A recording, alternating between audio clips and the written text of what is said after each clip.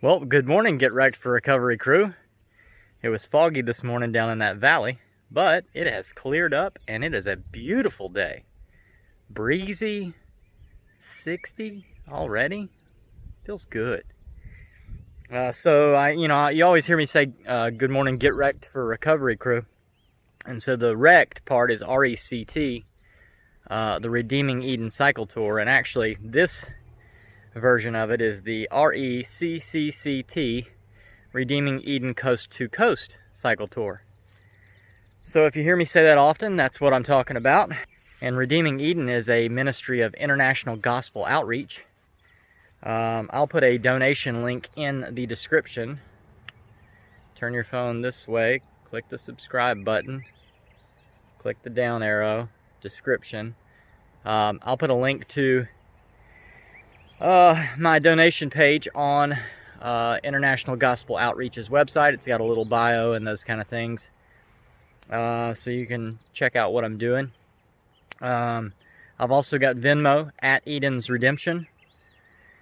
This is a completely donation-based ministry. The only way that I'm able to continue doing what I'm doing and talking to the people that I get to talk to and going on this journey is through your support. I cannot do it without you. So, if the Lord puts it on your heart to give, then give. If the Lord puts it on your heart to pray, then pray. You do whatever God has called you to do. But if you like watching the videos and you want to help support, even $5, hey, you know how much I like coffee. So even $5 helps out. I have a good amount of money from Facebook donations right now, so I'm going to be able to continue riding for quite a bit. However, those funds will eventually run out, and so you can easily donate there. You can also get a 501c3 tax deduction receipt for your donation if you donate through International Gospel Outreach's website. And I'd just like to thank Dr. James Graham again for allowing Redeeming Eden to be a part of International Gospel Outreach. So, last night was awesome. Got to see a lot of fireworks, which you saw in yesterday's video, at the end of the video. Beautiful sunset. Still can see the Olympic mountain range back here behind me.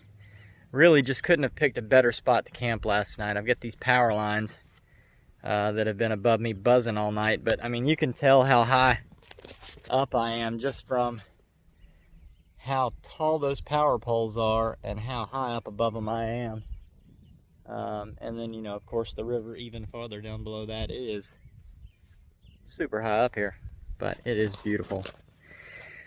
So, today, I'm going to get maybe like 20 miles outside of Astoria, somewhere in there. I've looked at a DNR campsite, Department of Natural Resources, I believe.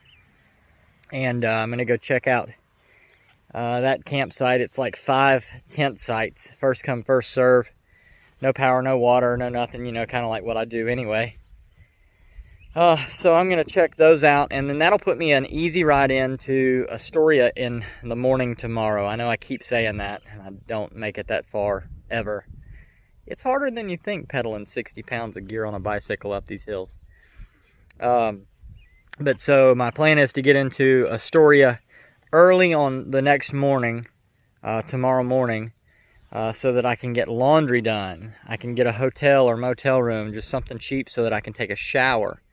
Luckily, I was able to get the last few videos cut, edited, and posted because of this cell tower. Hey, I have 5 bars of 4G on this little hilltop. It takes me 17 minutes to upload 2 gigabytes of a video, which is smooth. Still takes a long time to edit, cut, and then produce the video through Power Director. Anyway, that is pretty much it for now. I am packed up. I got the bike ready to go. I just got to throw the tent bag on the back of it. And then I've got a few miles into Raymond. And Raymond is where I plan to eat breakfast and grab lunch and dinner for the night all at once, so that I'm not hungry. And I hate to leave this spot, but I have to. There are no people here, and people are what this ride are about. and people are what this ride is about. One of those. Anyway, not gonna make it too long. As usual, I love you guys, and I'll see you later.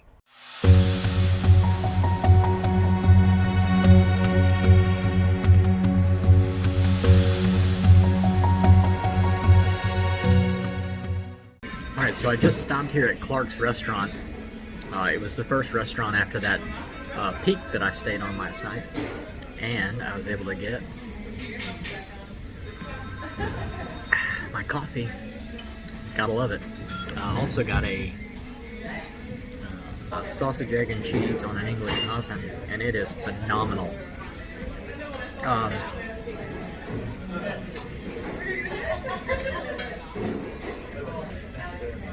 So I sat down to eat at a little table in the corner so I could charge my phone and my battery.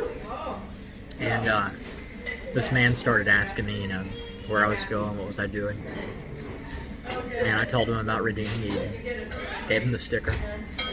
And we had a good conversation. He was telling me about a hill south of Cannon Beach on the Oregon coast that I'm going to climb. He said it's a doozy. So anyway, as they got up, he came over to me and he said, I just want to let you know that we paid for your check this morning. We got your breakfast, and we love what you're doing. And I was like, thank you so much. I said, what's your name? He said, my name's Jim. I said, well, thank you so much. He said, hey, you're the one that's got to do the pedaling. I said, yeah, I guess you're right. And then he left out. So thanks, guys. I appreciate y'all more than you know. The continued donations to keep everything going. It's amazing to walk by faith and not by sight. And man, I'm overwhelmed continually. It's just spirit-filled day after spirit-filled day. Not too much to really counter against that. So I hope it can stay that way for a while. I hope it at least will until I get to Key West. Got 140 more days to go. Anyway, I'm gonna get off here. I love you guys. I'll see you later.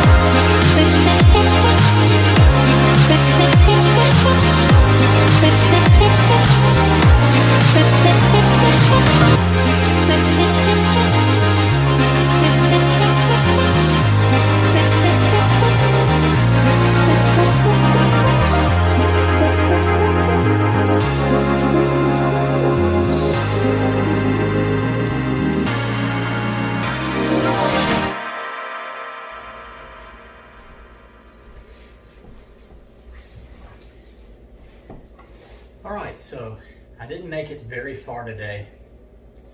I think I made it 20 miles. I ended up making it just into Raymond, which is where I had talked to the Warm Showers host last night. Now the Warm Showers host last night said that all they had was a space for a tent available, and I knew I needed Wi-Fi. I needed a good, strong internet connection. I knew I needed a lot of electrical outlets and that kind of thing. So I had two strange encounters today. One was when I was riding down that hill and I pulled up on the other cyclist. So I stopped and talked with him. His name was Gunner, and he gave me a lot of really good tips and information.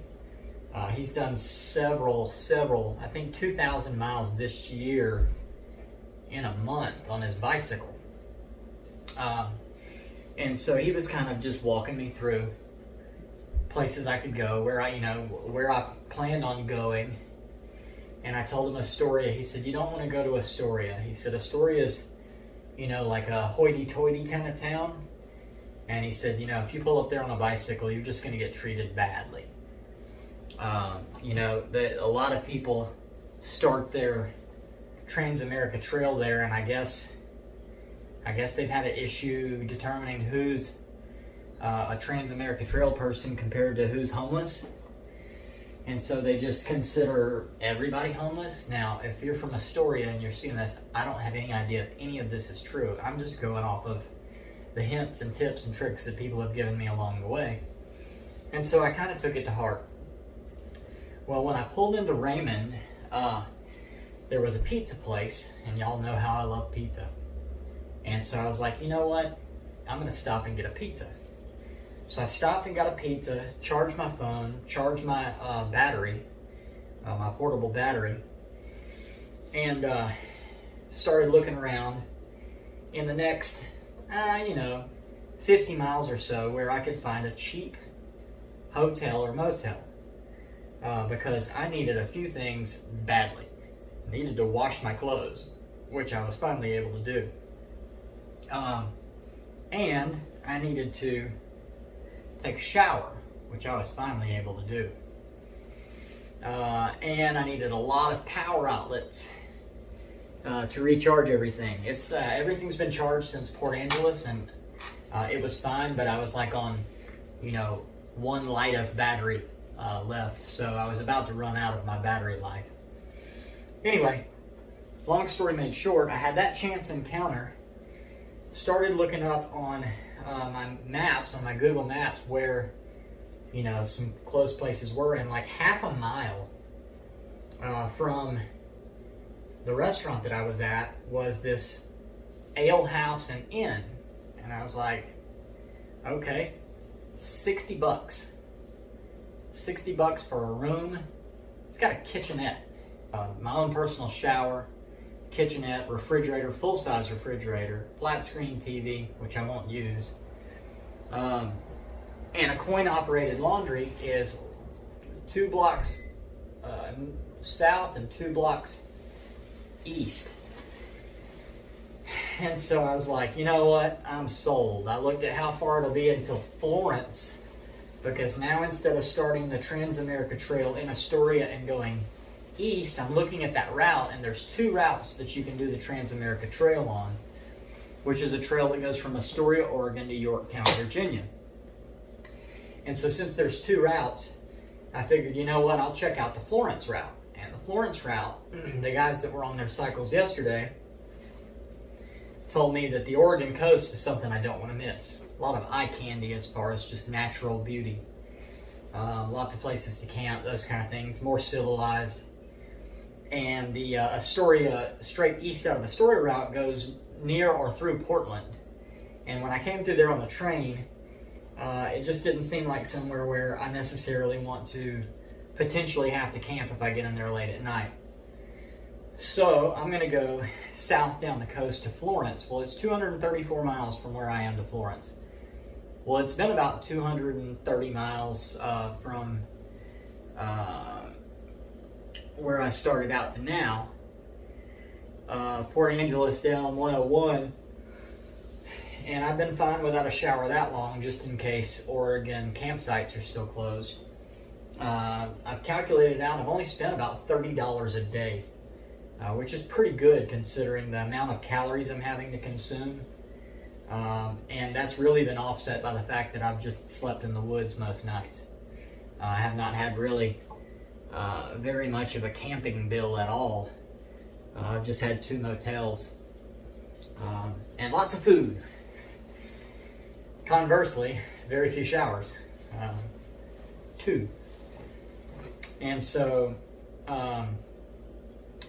you know, that one guy, Gunner, he told me that information. He's writing a book, or wrote a book, and he forwarded me that link to his book so I could read it.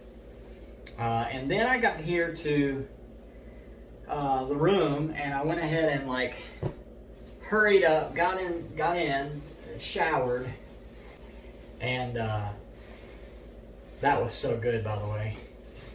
And so then I went straight up to the laundromat, and when I got to the laundromat, there was this guy named Jacob there, and I'm not sure at all if he was an angel or if he was just, you know, a normal person like me, because, you know, Hebrews chapter 13 talks about be careful to entertain strangers, for thereby some have entertained angels unawares. And so I was, you know, washing my clothes, and as I pulled up to wash my clothes, he was standing on the porch. He had a backpack on. He looked like he may have been homeless. I really can't tell. But he had on, you know, like old shoes, old clothes, worn hands, dirty, worn, calloused hands. And he asked me how I was doing.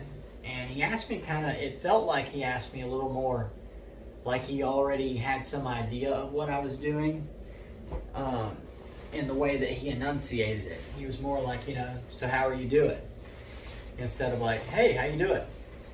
And so I told him my testimony, and then told him, you know, I'm riding from Seattle to Key West for drug addiction recovery awareness, that I ride for someone who's passed away in addiction each day. I pray for their family throughout the day.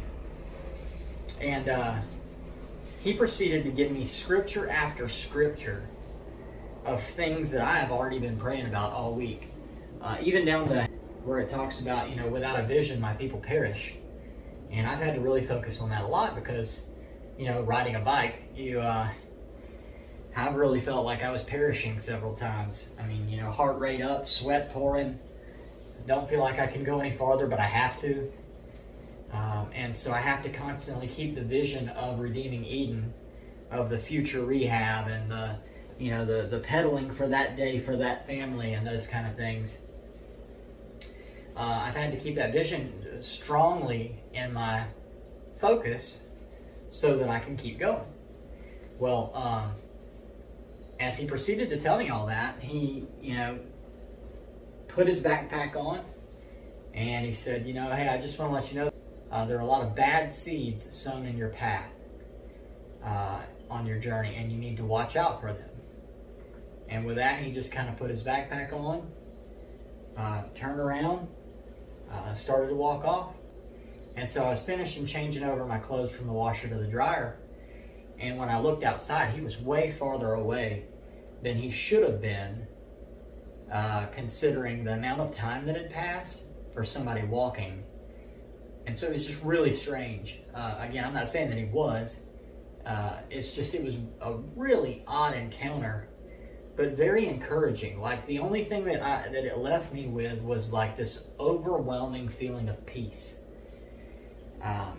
And so I cannot explain how good that was. It was church. It was an intimate moment of fellowship in church, and I just really was blessed by it. All right, so that's it for today's video. I'm glad, so glad that I was able to get here and shower and, you know, eat a pizza. That was nice. And also to get this stuff dried out, get my laundry done. Those are things that I was missing out on incredibly. So I am going to go ahead and end the video here. However, what I'm going to do is I'm going to produce another video tonight on everything that I bring with me when I bike pack. So if you want to watch that, you can. If you don't have to. But it's not necessarily a part of the Redeeming Eden Cycle Tour. It's just really more of what I need to take a bicycle 6,000 miles. So, anyway, be looking out for the next video about what I take with me bike packing. Until then, I love you, and I'll see you later.